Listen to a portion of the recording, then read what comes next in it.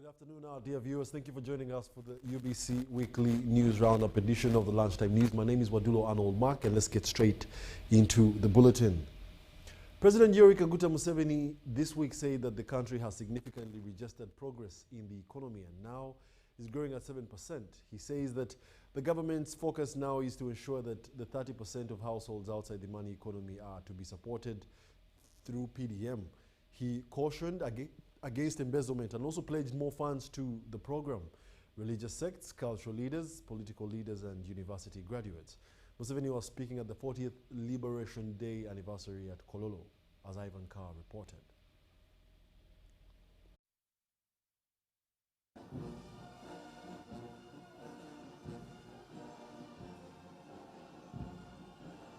The National Resistance Movement has held its 40th anniversary a day in 1986 when the National Resistance Army, led by Yoweri Kaguta Museveni, captured Kampala, overthrowing the government of Tito Okello Lutwa.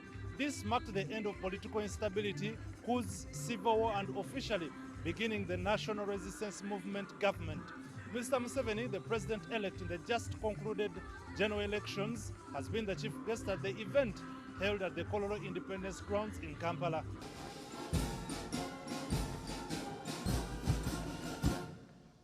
Our nation is now ranked among the fastest growing economies in the world, driven by strategic leadership, political stability, peace and security secured by the NRA liberators, and disciplined macroeconomic management.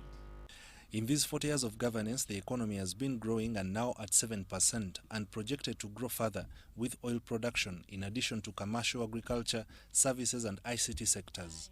That's why somebody told me that when you go to the supermarkets now, 65% of the products are made in Uganda.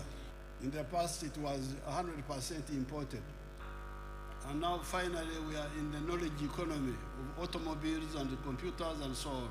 Kati tukola ebintu ebyebbeeyi ddala nga amamotoka, computer n'ebintu ebirala. These are the 5 phases of the recovery and expansion and transformation of the economy of Uganda. More emphasis shall be channeled to enroll more people in the money economy. In 2013, for example, 32% of households were in the money economy, but the distribution of seedlings by the army increased households' incomes to 61% in 2019.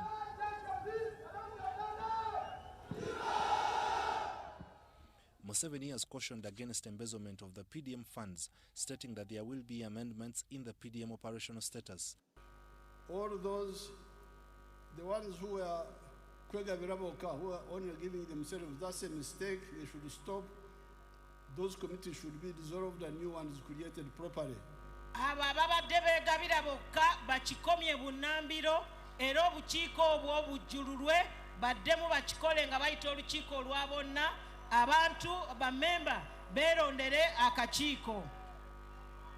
Now those ones don't have to be sent to jail. Bamururu tubategedde muve mu bukulembeze temuddamu esawa bwe yanatuuka mukomyewo sente za saako. Further pledging a fund for religious sects, university graduates, political actors and cultural leaders. So PDM plus all the other funds, the ghetto funds, border funds, university graduates who have not got jobs for 2 years. Abaana abatikkiddwa ne bamala emyaka 2 nga tebannaba kufuna mirimu. The political leaders, we shall add another amount for them, 15 million per parish. He showed optimism that the newly appointed Chief Justice will address issues of corruption. We don't want corruption in the courts. Tetwetaaga bukenuzi mu kitongole ekiramuzi. The new Chief Justice is very, very active in that. So I pray for him, and I pray that all Ugandans listen and get angry by people not delivering what they're supposed to do. That is corruption. So the Chief Justice, you have our support. You have my every effort I can towards corruption to bring it to your attention, and with God, I know everything is possible. The president-elect Yoweri Kaguta Museveni is also concerned that 10 million Ugandans did not turn up to vote in the just concluded general elections. He says This is partly due to threatening violence and the failure by the security agencies to take action. The other one is misbehavior by the NRM leaders themselves. ensonga ey'okubiri ye y'abakulembeze b'NRM abeeyisa obubi Entaro, abalwanagana bringing wars among our people. abaleeta obutakkaanya mu bantu baffe. They make some of the people say, let me come here so 33 people have been awarded medals for their contribution towards the liberation struggle. Ivan Kahwa and Dan Lugemwa at Kololo.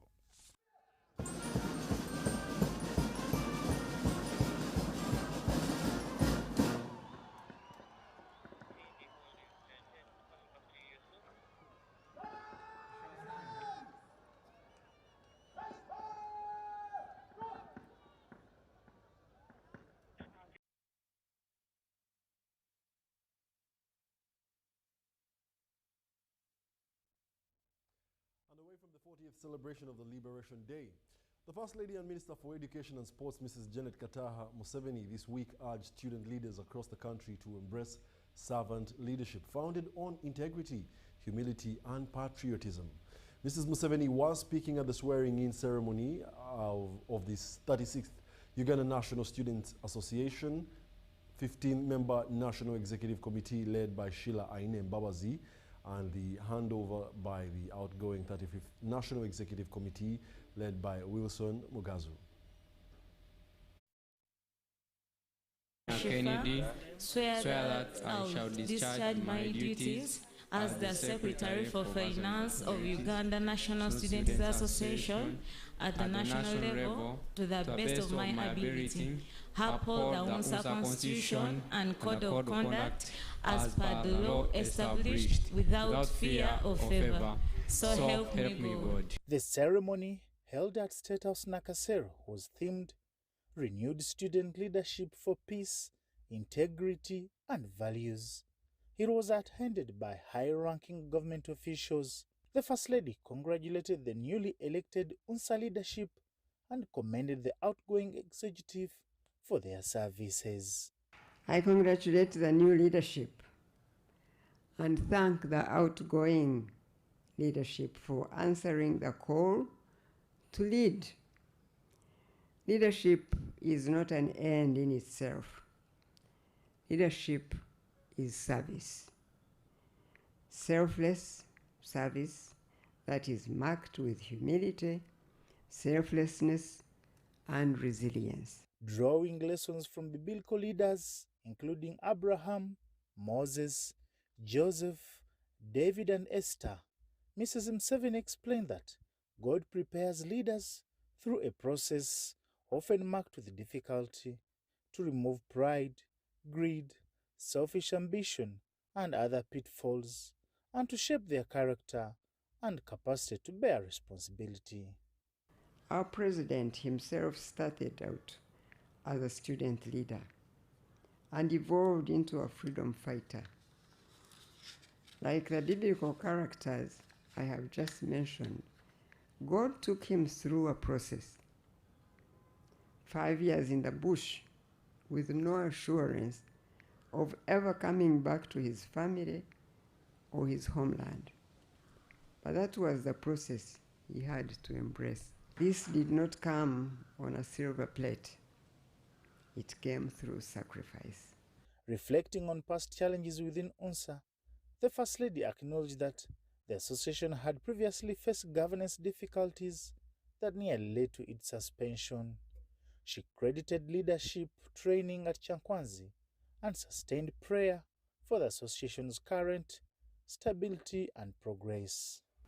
Desist from selfish ambition, from greed, from immorality, from disloyalty, from pride, because leadership comes from God, not through human effort. And God looks at the heart. But I also took time to pray for UNSA specifically, and for all students, university students especially. I have had reports that UNSA now has settled. To the new leadership in UNSA, as you assume office, you do so at a time when strong, value-driven leadership is essential in advancing education, fostering unity, and promoting national development. I commend the outgoing leadership of UNSA for their dedication and service, and I congratulate the incoming team upon whom great trust and responsibility has been bestowed.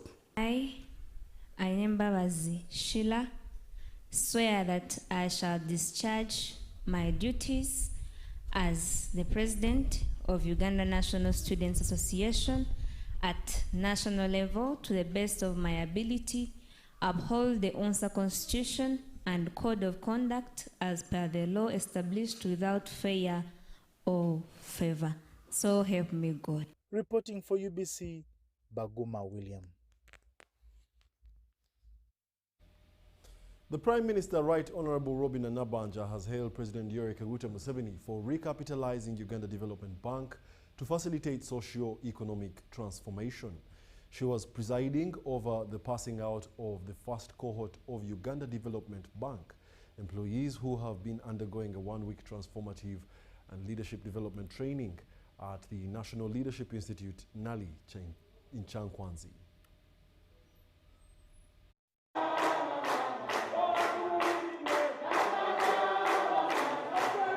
The Prime Minister, Robin Nabanja, has passed out the first cohort of Uganda Development Bank UDB employees who have been undergoing a one-week transformative and leadership development training at the National Leadership Institute, NALI, in Chankwanzi. The Premier says that the training of the Uganda Development Bank employees is necessary to ensure that they are ideologically oriented. She appealed to civil servants to love their country as they deliver services to the people. It has come at a time after government of Uganda has adopted the 10-fold growth strategy with a goal of growing the size of our economy from 61.3 billion US dollars to 500 billion US dollars by the year 2040. Nabanja says that by recapitalizing Uganda Development Bank, the NRM government is availing cheap and affordable money for the private sector to invest and create jobs for Ugandans. Nabanja says that low interest rates for capital are a prerequisite to the country's socio-economic transformation agenda. She emphasized that UDB should provide an avenue to support the private sector to enable the country to achieve its vision. When Uganda Development Bank was not being talked about, isn't it? And it was revamped because we need cheap money. We cannot depend on commercial banks. Our private sector needs cheap money to do business. And so, the private sector needs patient capital with low interest rates, hence the creation or the revamping of UDB. The Managing Director, Uganda Development Bank, Dr. Patricia Adong Ojangole, says that the training is purposely conducted to help the employees focus on serving the people. For the vision and the support and providing an enabling environment that helps some of us to implement our mandate, and also to our shareholders, the Minister of Finance. And I'll use the opportunity to thank you in person for supporting the bank acquire the additional funding that the bank got last year. We will, with more funding, the bank can only grow and generate a lot more development outcome. The Director, National Leadership Institute, NALI, Kano Okei Rukogota, thanked Uganda Development Bank for the initiative to train the employees to refocus on service delivery. Rare to see such commitment that a whole institution of government brings all of its staff to come and be regenerated ideologically. And we look forward for continued interaction with you, because you can only get ideologically clear by continuously engaging in ideological discourses, even ideological struggles. Sam Maitam, the participants' representative, expressed optimism that work will be executed with a patriotic lens. Our desks with a strengthened resolve to be the servant leaders, pledging to manage the financial resources that have been committed to our stewardship with the integrity of a patriot and the precision of a soldier. We pledge that these lessons from the course will not sit idle in our notebooks, but they will reflect in our actions as leaders who are disciplined, convicted, accountable, and fiercely committed to delivering on our historical mission. Uganda Development Bank has so far disbursed 2.45 trillion to 607 businesses engaged in commercial agriculture, agricultural value addition, manufacturing, tourism and hospitality, education, health services, creatives, and the construction industry. These investments have created 55,553 jobs. Premier Nabanja began the day's activities by planting a tree at Nali, gave a lecture of opportunity to the participants before inspecting General Salim Salih's building that's under construction. Africans have been urged to embrace their indigenous cultural values and pass it on to younger generations for sustainable development. This was said by the Pan-Africanist Shingiro Kayonga, the founder of Indashingirwa International School that is based on culture during their graduation ceremony at Makerere University. He emphasized that cultural revival is a collective responsibility, not limited to specific groups.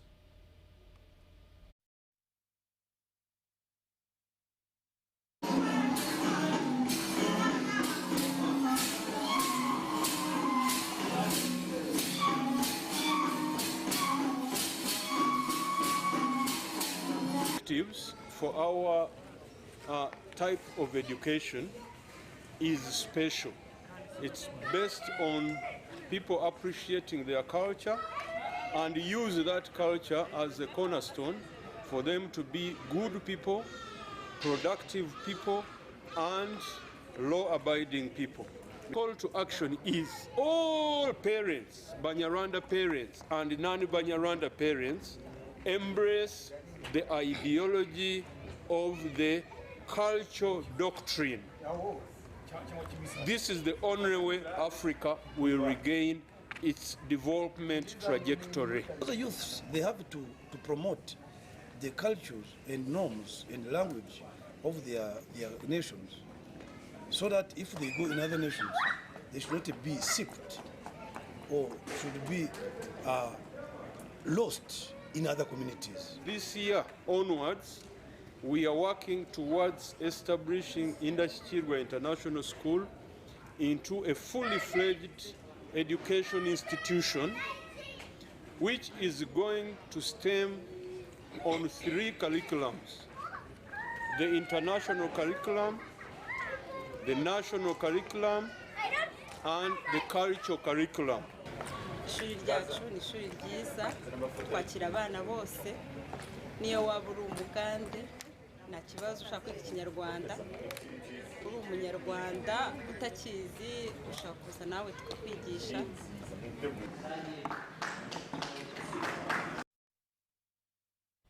The national chairperson of the Uganda Muslim Women Council, Hajat Sophia Safina Keyangi, has cautioned Muslim women in Uganda to desist from the negative mindset of merely sharing SACCOs and parish development model funds extended to them by government of Uganda. Ms. Safina was addressing participants at the East Buganda Muslim Region Women Capacity Financial Literacy Training on proper use of SACCO funds extended to Muslim women by government.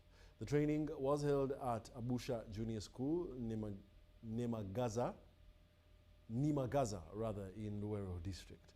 Kenyangi says that SACCOs and PDM funds are seed money to first be invested to share profits after return on investment proceeds. Very much. Haja Bakar Karume, member of the General Assembly representing Luero District and member of the Executive representing East Uganda, which means that I'm representing 11 districts. Today, I've been privileged to be part of the inauguration of these circles.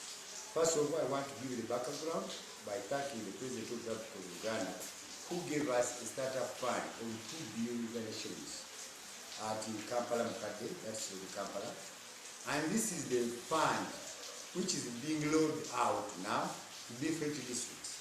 I want to thank the Secretariat and led by Ajay Sophia Kenyangi. Advice to the women, of Muslim women mostly, as it is stated in the Holy Quran, and even in the Bible, we know that we came from the man's lip. We are created from out of the man's lip. So, men should be our bosses. However much we may be having a lot of money, after receiving a lot of this money, we are going to use it and become financially stable. We should not forget our husbands. Let's remain royal.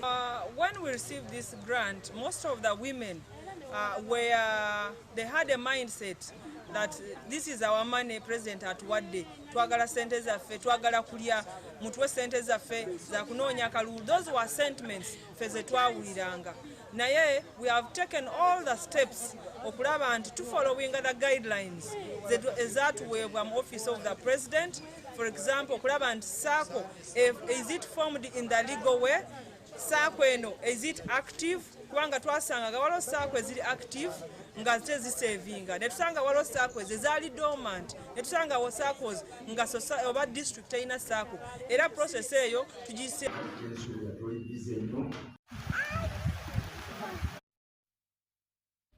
Day Biopharma has unveiled a major scientific breakthrough that could redefine the treatment of sickle cell disease and place life-saving therapy within the reach of millions of patients worldwide, most of them in Africa, where the disease burden remains highest. The United States Patent and Trademark Office has accepted a groundbreaking patent developed by the Ugandan biotechnology firm for a novel gene therapy platform targeting sickle cell disease. 80–90% of sickle cell is a problem with the black race. The Matuga-based Day Biopharma is pioneering a new approach to treating sickle cell disease, a hereditary blood disorder that causes red blood cells to become rigid and mishappen, triggering severe pain, repeated infections, organ damage, and shortened life expectancy. One is called the Kasigavi. It costs 80 billion. You need a single dose, and you are done with sickle cell. The other one is called Lifegenia. 12 billion. A dose, and you need a single dose. But sickle cell is 90% of the problem of the black race. How many people can afford that in Africa? The innovation was developed by the company's founder and chief executive officer, renowned scientist Dr. Matthias Magola. In Uganda alone, sickle cell disease affects thousands of children and families, placing immense strain on households and the national health system. While recent advances have proven that sickle cell disease can be cured through gene therapy, the cost often running into millions of dollars per patient has placed these treatments far beyond the reach of most patients in low and middle income countries. 80% of countries around the world cannot afford those drugs. Very expensive drugs. So I wrote a paper on it that won the International Trabal's Award, telling them that 80% of the people around the world cannot afford these drugs. And we are talking about more than 6 billion people around the world cannot afford those drugs. Oh, no, Americans are recognizing us. The other way, last week we won this from India. These are scientists. According to the company's founder, Day Biopharma's innovation was deliberately designed to confront both the science and the access gap. All humans are born producing fetal hemoglobin, a natural form of hemoglobin that does not cause red blood cells to sickle. This protection is normally switched off about 6 months after birth, when adult hemoglobin takes over and symptoms begin in people with sickle cell disease. Rather than repairing their defect gene in each individual patient, Day Biopharma's CRISP-based approach keeps fetal hemoglobin switched on by targeting a universal genetic control switch. We are touching lives at a global level. People need our services. Because when we talk of some of these products, it cuts across. Look at Alzheimer. Alzheimer is not a problem. It's less in the black race. You know where it hits. Shared by all humans, this allows the treatment to be standardized rather than personalized. This innovation was designed to solve not only the biology of sickle cell disease, but also the access problem. Dr. Magola explains. The company estimates the approach could reduce the cost of gene therapy by more than 95%, potentially making curative treatment affordable for public health systems across Africa. With the preclinical studies underway, Day Biopharma says it is engaging regulators and research partners as it moves toward human trials, offering new hope to millions living with sickle cell disease. Now, we are sitting with more than 100 patents that we've been able to file in the US. So some have already been published by US Patent Office, others are still under review. We believe if you value the company today, the valuation will be much higher.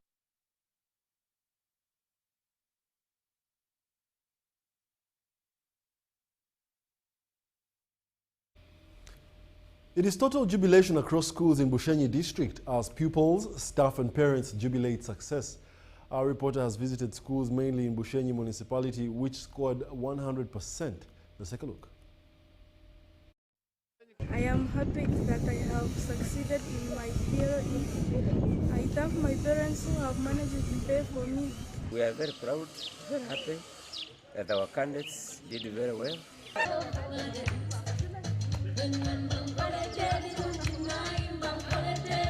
I am so happy for this day, and I want to thank each and everyone who has been with us, who has taken us as a priority. I have managed to score aggregate 8, and I'm so proud of myself and my school. Yeah, to perform, you don't need to be on the road, we don't need to be in town. It is all about concentration. We are here in the village, you can see all these forests, but we are here for a purpose. We are here to give quality education, regardless of where we are located. The location doesn't matter.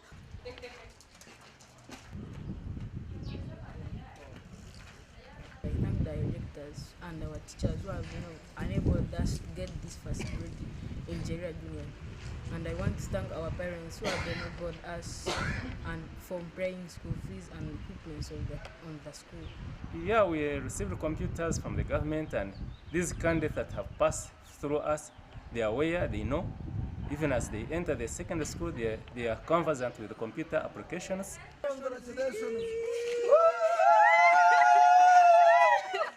I want to thank my parents, my teachers, our school, because we have really performed well. Especially I want to thank the director because she was praying for us. They performed very well, but we usually perform very well. But this time I was extremely very happy because most of my pupils, most of them were orphans whom I was supporting, and they really did the work. I thank the Lord so much for these good results, really. These examinations were very hard, they were not friendly. And even our learners, after doing the exams, they were afraid of the results.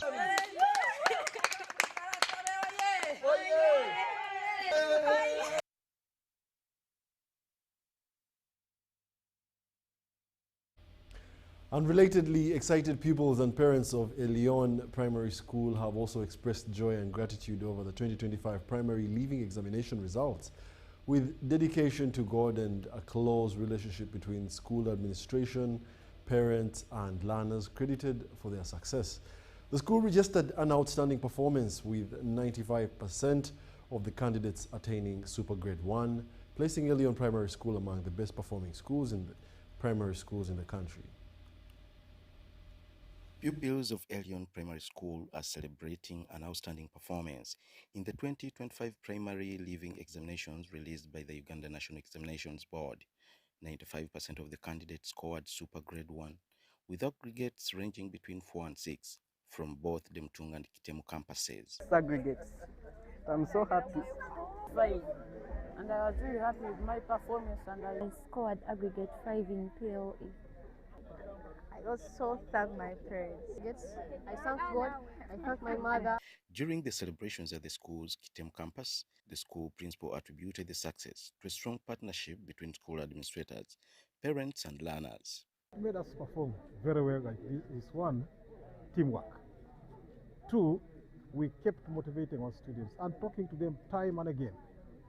3, we brought the parents on board. And 4, we ensured that we finished the syllabus in time. By June, it was finished. And the remaining time was for revision and combing through work of P7 and work of the previous classes. The director of Elion Primary School thanked God for the wisdom granted to learners, saying discipline and commitment remain central to the school's values. We train discipline for the children, whereby we train the children to know God and fear God. And I believe that once, then on top of that, we also train them how to handle things themselves. While UNEB noted social studies as one of the worst performed subjects nationally, pupils of Elion Primary School outshined the trend with impressive results and further cementing the school's academic reputation.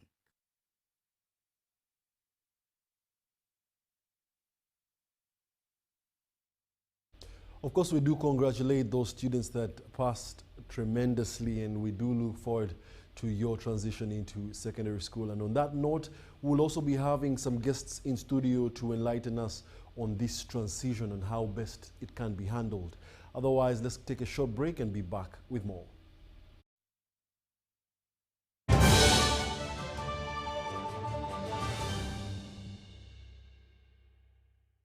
So, Muchala. Yes, Daddy. You know the children are going back to school and things are a bit tight. Huh? For now, why don't you take half of the fees to junior school, and for the school van contribution, we shall pay later. Huh? Daddy, why don't we pay using MTN Momo, where we stand a chance of winning school fees for a whole year and more? By the way, you can also apply for a school fees loan, and also participating schools can win a school van. That's right! Win school fees for a whole year and more. Get Momo goodies and a school van for participating schools. You can also apply for a school fees loan. Simply dial *165*80# or use the Momo app.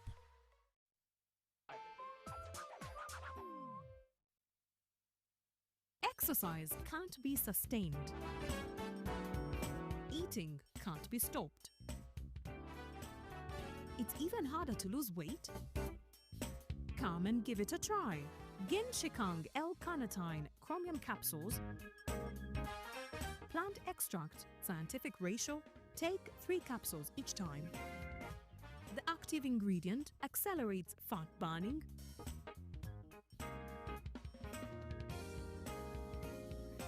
eat twice a day.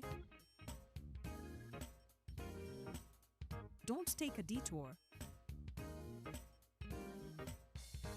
Weight loss starts now.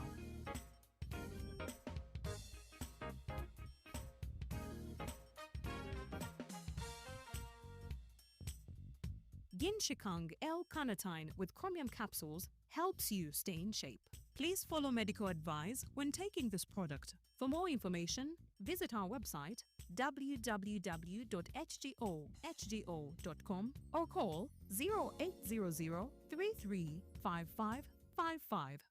I'd like to thank all our clients, our valued taxpayers, the people that we serve as we collect revenue for building our nation. I thank you very much for the questions you have sent through this program of Buza Commissioner. On behalf of URA, I would like to pledge that we are committed and we will continue to answer all the questions that you ask through this platform. The whole purpose for this program is to ensure that your pain points, your questions are efficiently responded to. So I would like to encourage all our taxpayers who have questions to ask to please utilize this program that we are running on UBC, that will be receiving your questions through the numbers that you've been given, and URA will be available to answer these questions every Monday and every Wednesday during the 8 o'clock news bulletin. And then on Sunday, after the news, we'll have a full response to all the questions that will have come in during the week.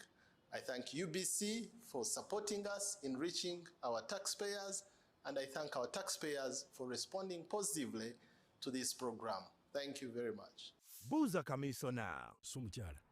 Yes, Daddy. You know the children are going back to school and things are a bit tight. For now, why don't you take half of the fees to junior school, and for the school van contribution, we shall pay later. Daddy, why don't we pay using MTN Momo, where we stand a chance of winning school fees for a whole year and more? By the way, you can also apply for a school fees loan, and also participating schools can win a school van. That's right! Win school fees for a whole year and more. Get Momo goodies and a school van for participating schools. You can also apply for a school fees loan. Simply dial *165*80# or use the Momo app.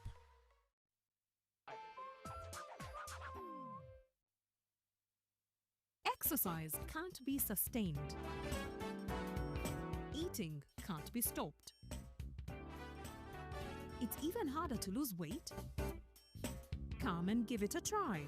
Ginshikang L-carnitine chromium capsules. Plant extract, scientific ratio. Take 3 capsules each time. The active ingredient accelerates fat burning,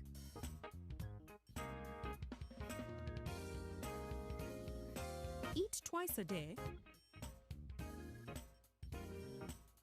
Don't take a detour. Weight loss starts now.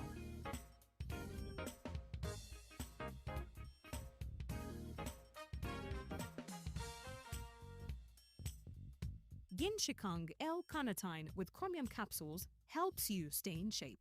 Please follow medical advice when taking this product. For more information, visit our website www.hgo.com or call 0800 335555.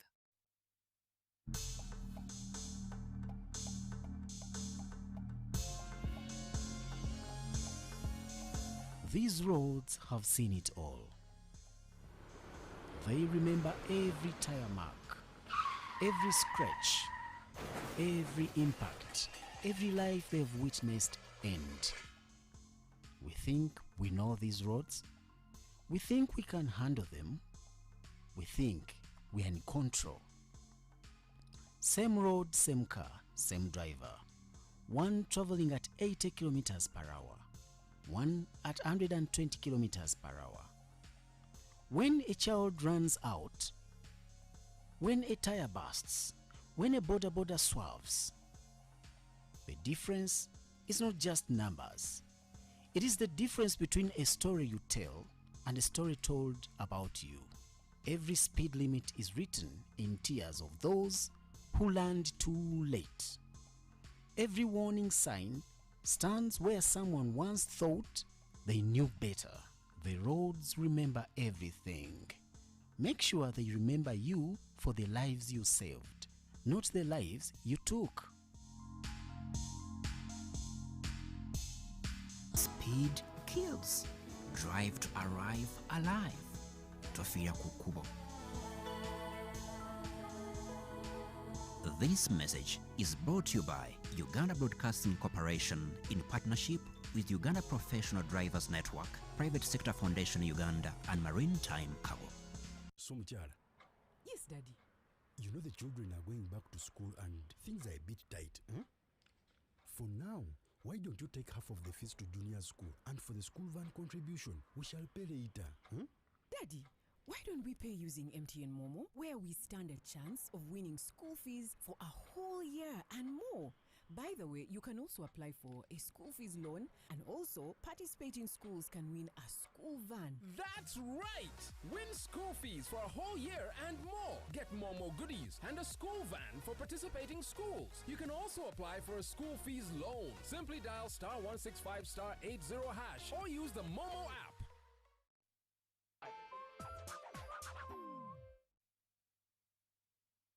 I'd like to thank all our clients, our valued taxpayers, the people that we serve as we collect revenue for building our nation. I thank you very much for the questions you have sent through this program of Buza Commissioner. On behalf of URA, I would like to pledge that we are committed and we will continue to answer all the questions that you ask through this platform. The whole purpose for this program is to ensure that your pain points, your questions are efficiently responded to.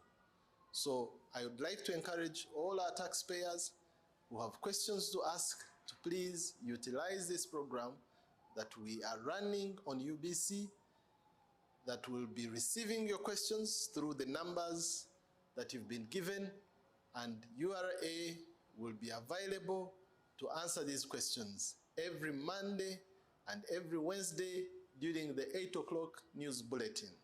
And then on Sunday, after the news, we'll have a full response to all the questions that will have come in during the week. I thank UBC for supporting us in reaching our taxpayers, and I thank our taxpayers for responding positively to this program. Thank you very much. Buza Commissioner.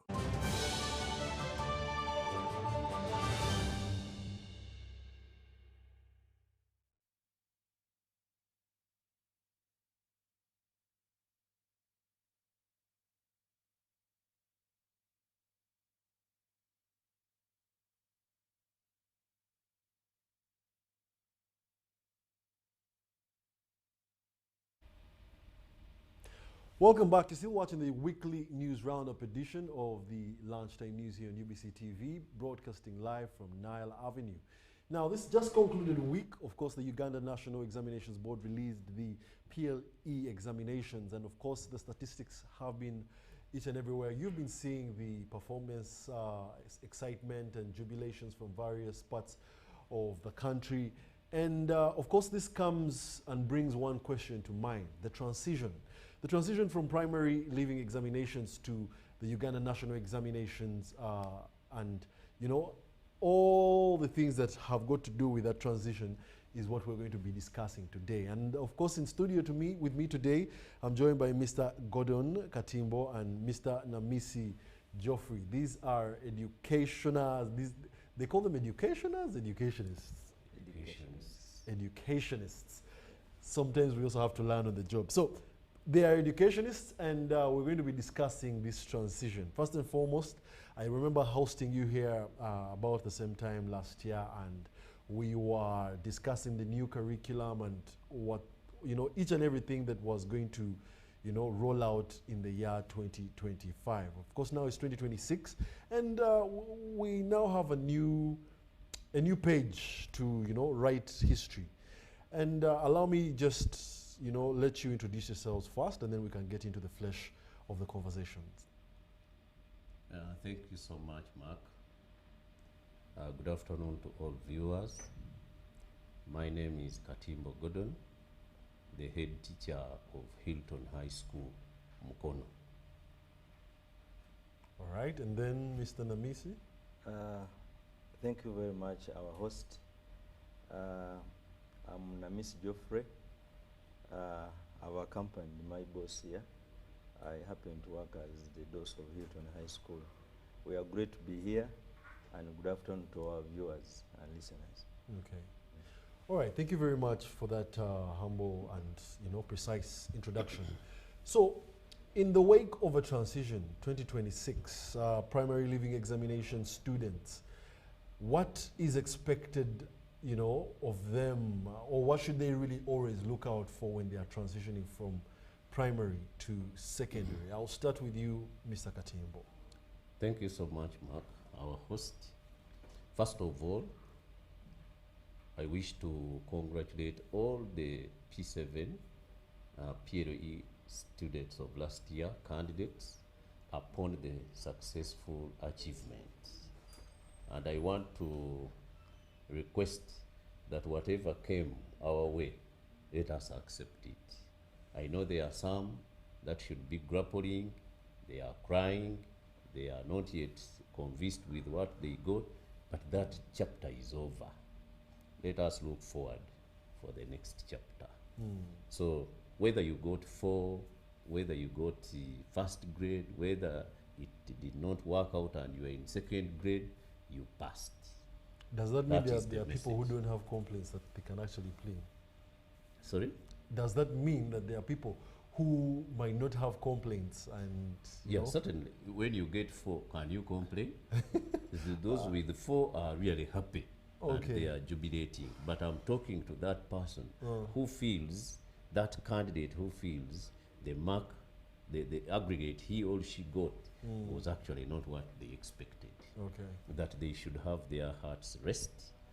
They all get to secondary, and now their secondary life will determine what they will become in future.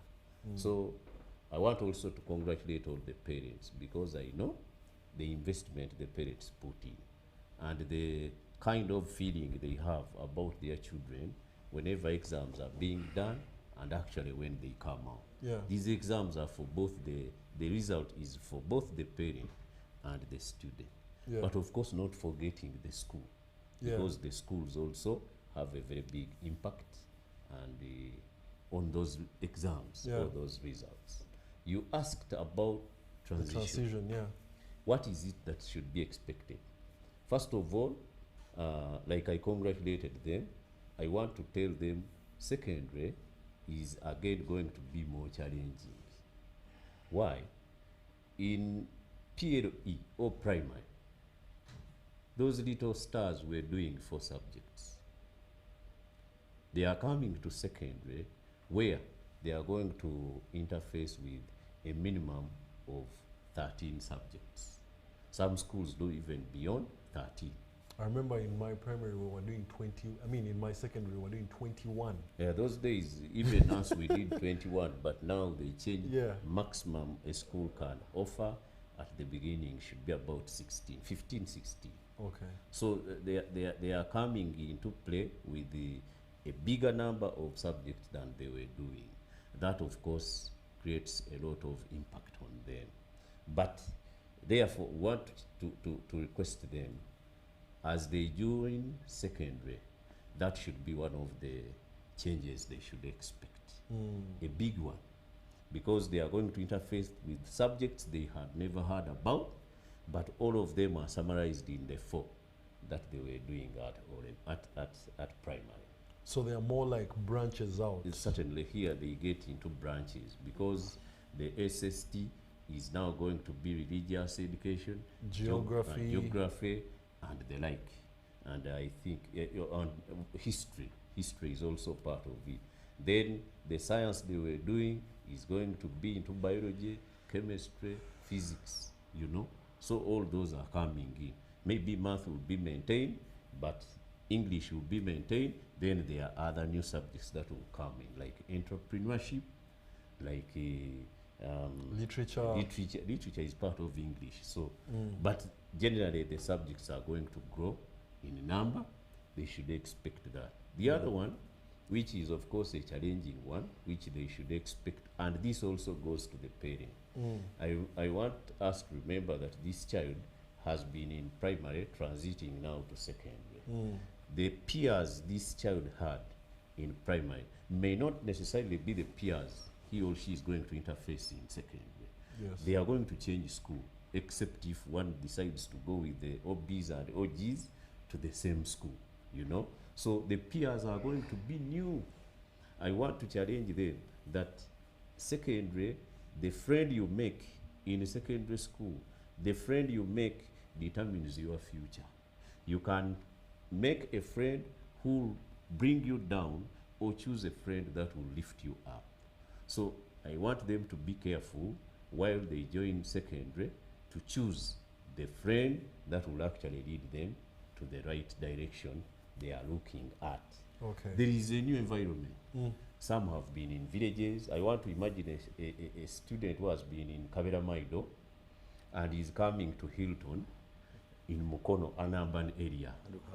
Of course, those are very serious changes you expect. The environment will change. What you were used to in primary is actually going to change. So all these should be expected. Even the teachers. The teachers who are teaching them in primary are no longer the ones going to teach them in secondary. They are going to interface with new things. Yes, sir. Even in the learning itself, they were having these subjects, and in secondary we do practical. We do the car on the practicals, hands on. They go to the laboratory, look at everything within the lab, and the children are doing hands on, practical. Yeah. In primary, I am sure they were only observing. You observe, and that's all. So all these are changes that are going to come in. Okay. Which we want to ask that they should be prepared to Okay. welcome and to comprehend with when Okay. they join secondary. All right, speaking a little more still on the transition and the changes that they should expect, to you, Mr. Namisi. And we are currently implementing the new curriculum which involves a number of more unique things than the previous curriculum used to. What are some of the ways these students should prepare themselves to take on this new curriculum? How should they prepare? Or maybe just not them, but also parents and the likes. Okay, thank you very much, Mark. Just to be exact, we're talking about the competency-based curriculum. Yes. And that's what we are calling it. And like Mr. Katimba has explained, it's huge for the parents. I don't know how you forgot the issue of affordability in terms of tuition. Tuition definitely is going to shoot up compared to what they were doing in primary. Now, the competency-based curriculum, which they are coming for at O level, actually it has a menu of about 32 subjects. But these, of course, have been divided into about 7 compulsories, and then the rest of them have been put under electives that the learner or the school then chooses the menu at which they offer. That's why I was giving you a total of about 13 to be exact. But at the end of the year, the learners will do about 8, and then plus the project work. Now, back to the concern to the parents is that this time around, they need to get in touch with the school administration. More so, they are good parents at school, because we have issues of projects that require the school to be communicating with the parents. And it requires some funding, because the schools may not provide 100%. And some of this work is being done at home during the recess, because it is targeting the skilling and then the talent development. So you expect a parent to have an attitude, a change of mind, whereas they were simply pushing learners to primary and then carry a load of books to school. This time around, you will have learners report with materials. For instance, where I come from at Hilton, we are doing vocation. So the senior ones will have to come with materials for tailoring. This one is not on our menu. Those that want to go to carpentry, we shall require them to bring some materials with them, so that they can have this extra skilling that maybe you and me didn't have at our times. So that's where we are getting to, and we want to thank the policymakers for this, and I think it is targeting the job market, given that it is so competitive. So that is what I would tell about the parents. We have subjects increasing, tuition is going to shoot up, apart from ours, because ours we are still within the means of affordability. So that is what they should expect, but they should get into that and into their mind that this time around we are going to co-teach, if you allow me use that, co-facilitate, that at a time when schools call upon them to come and help in the funding, apart from the tuition they pay, then they will have to come in and then have that that link with us. You mentioned something, I don't know if I heard you well, God teachers, or is it God parents or God teachers? But you mentioned something with God, which gave me the impression that there must be someone who watches over this child, I think, at school. Is this something that the competence-based learning system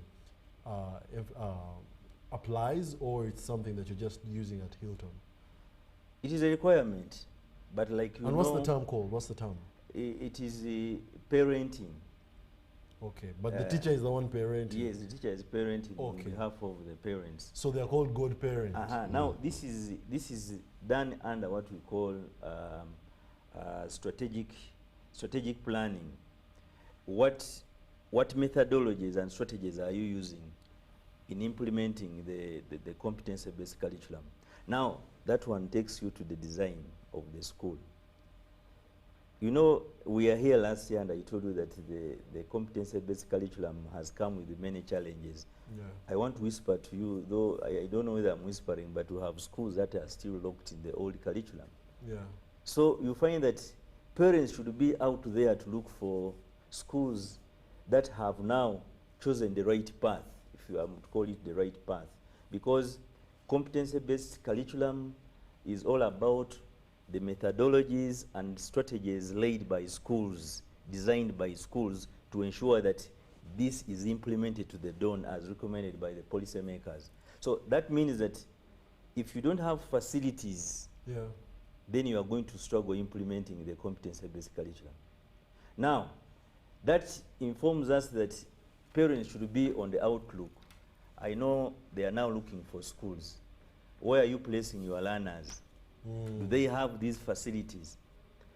At Hilton, Mukono, we have tried to do something in that direction, in trying to see that we align facilities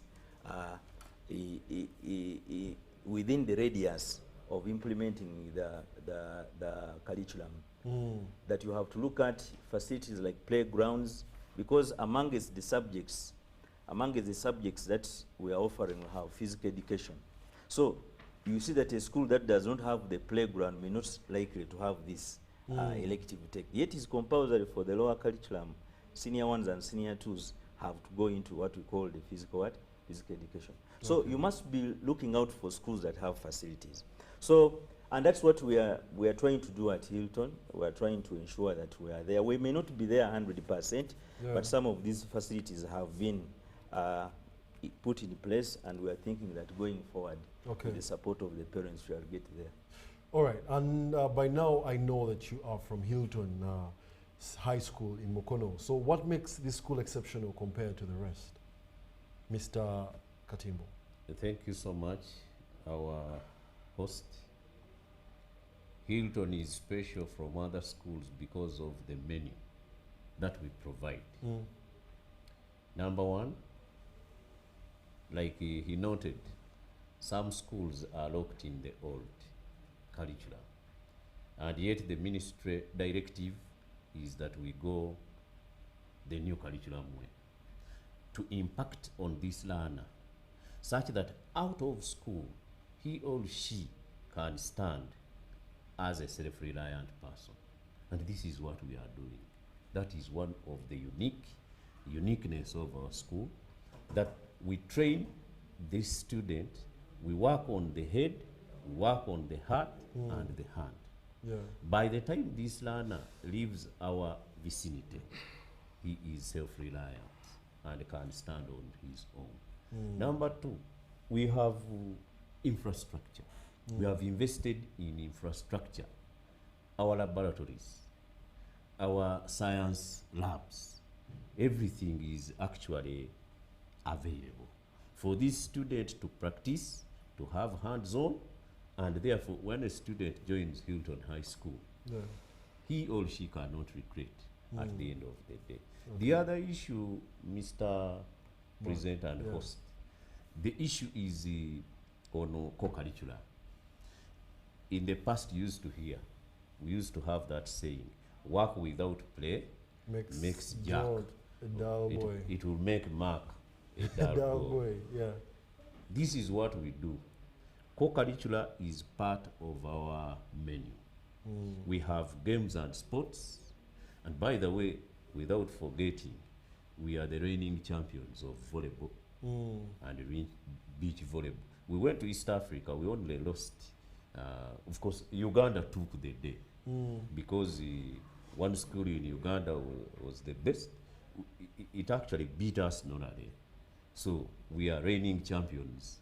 If you want volleyball, if you want basketball, if you want those games that really captivate the mind, come to Hilton.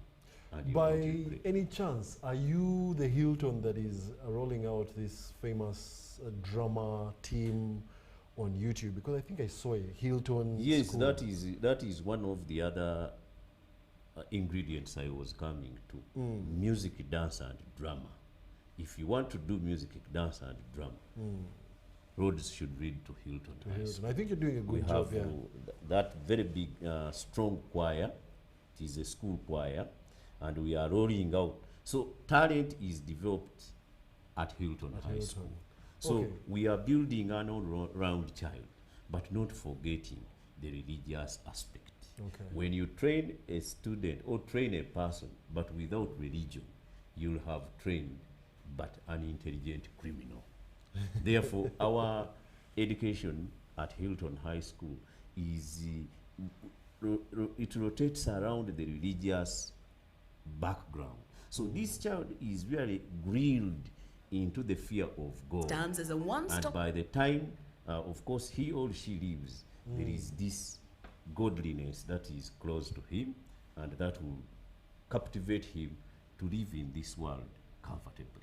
All right. So, Mr. Namisi, Mr. Katimbo mentioned something about the students or the pupils having to accept their results at this point in time and, you know, moving forward and working to change their trajectory. But I would also want to ask that, do you believe that the grades pupils get at this level of PLE really matter at this stage of primary education? Or, like he mentioned, you can still turn around and, you know, change your trajectory? Thank you, Mark. Definitely, it depends on the angle at which you are discussing the question. But to have an overview about the impact of you call them grades? Yes. They do have, especially when it comes to placement. The policymakers in the ministry should really do a lot of research and try to see how they can standardize school placement. I'm a student of research, but I've done research about the education and placement of our neighbors in Kenya. That when the research results are out, actually people are yearning to see where they are going to be placed for senior one. That's what I was about to ask, because does that system still work effectively here? I remember I also filled in placement forms, but actually none of the schools that I was, you know, were eventually the favorable ones for me. I want to, without doubt, I want to think that the president is watching us. Yes, he is watching. And the first lady. They need to do, we need to do, because we are experts and maybe they have not tapped on us. But we need to go back and look at policy. Where do we go wrong? Yes, they have opened up the economy. We have a lot of privatization. But in Uganda, the private sector has taken over schools. That when you look at the percentage contribution of government and private schools in terms of quality pass output, the private sector is ahead. That's why parents now are struggling to get placement. in private schools ahead of the selection that is loading soon. So you find that that is a dilemma. Now, that dilemma has even put it once into what we call the fees for schools. Yeah. So that now these grades are helping us for placement, but along the way they may not shoot above 50% in terms of one's career, because already going into the competency-based curriculum, we are not looking at your knowledge. We are looking at what can you do with the knowledge that you have gotten. Okay. That's why the HM was talking about the three domains which must be focused on, and I want to call upon parents that schools without the facilities may not bring out the domains that we are looking for. Cognitive, psychomotor, and affective. You find that someone might stop at cognitive and affective, but the psychomotor is not there. So along the next 4 years, these grades, a person who could have scored, for example, 20 aggregates in P7 may actually have better output after 4 years if one handled well in the 4 years where that child is going for placement. So there's no relationship between these grades and the output on senior 4. Okay. It's not there. Well, I think that's why, Mark, before you go, that's why you see that in the past, one who has gotten 4 at P7 may actually may end up getting 40 aggregates in senior 4. So that's when you ask, was how prepared was this kid? What did they focus on at primary?